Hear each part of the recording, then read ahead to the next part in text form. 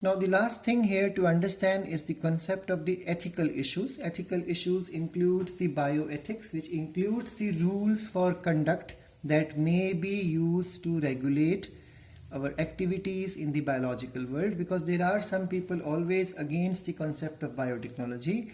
They keep saying that we are interfering with the ecosystem, we are interfering with the creation of nature, so this could bring disaster to the ecosystem. And finally, the topmost trophic level occupied by human, we also are at the risk, because if the ecosystem is disturbed because of the interference done by biotechnology, then the whole ecosystem is disturbed, so human cannot be spared from that.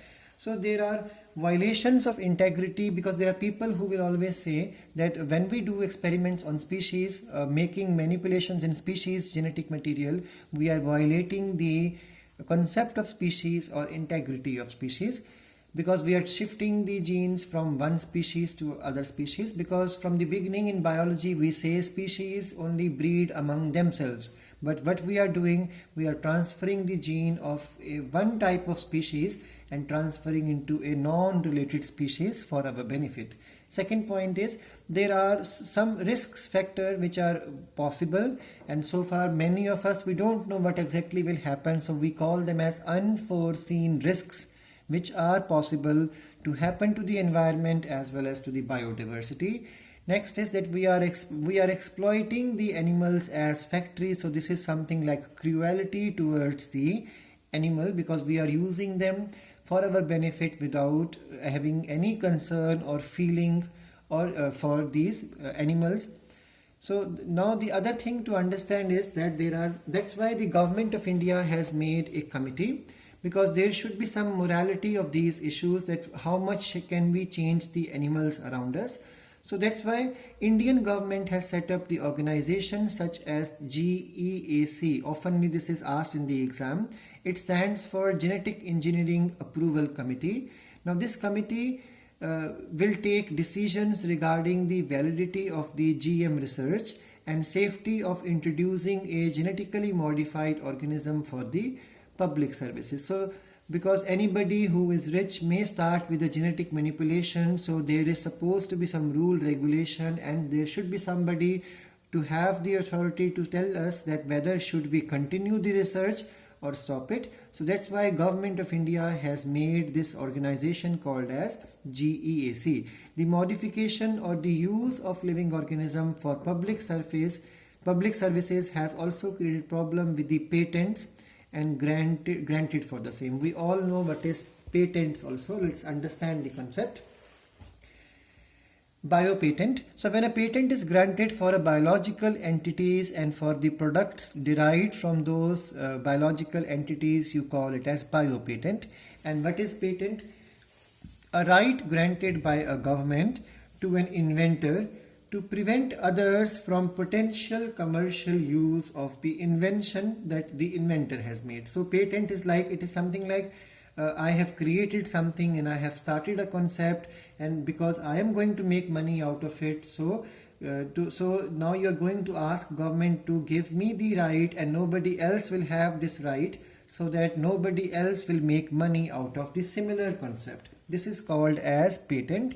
And when we do the same concept into the biological world, we call it as biopatents. Now, if you read the NCERT, you will find there is a full paragraph or page which talks about these type of patents. So like we all know about basmati rice, we know about turmeric and neem. For a long time, Indian government people, they kept fighting a case against the American companies or European companies, German companies also, because these are the companies which always try to take away the knowledge of the developing country. We all know developed country is full of technology and developing country is weak in technology, but it is more rich in diversity. So we have lots of diversity, and then more diversity there are, more important biomolecules can be obtained from them. So we all know the importance of basmati rice. We know the importance of turmeric and neem. So that's why the government of India, we fought against these companies because they were illegally using our resources, and this is the concept of biopiracy. What is biopiracy? It's a term used to refer to the use of bioresources by multinational companies and other organizations without proper authorization from the country and people concerned without the compensatory payment. So what is biopiracy? The exploitation of the biological resources of other nations by some rich organizations or by the multinational companies without proper authorization from the concerned countries. So they take away the resources and they take away the information of processings and all, and they make money out of it without paying anything in return, or without making any compensation, or without taking any proper authorization from the countries or the tribal people from where we learn these type of information. So this is called as biopiracy. And there is another word which is called as biowar. Now we all know what has happened with the coronavirus.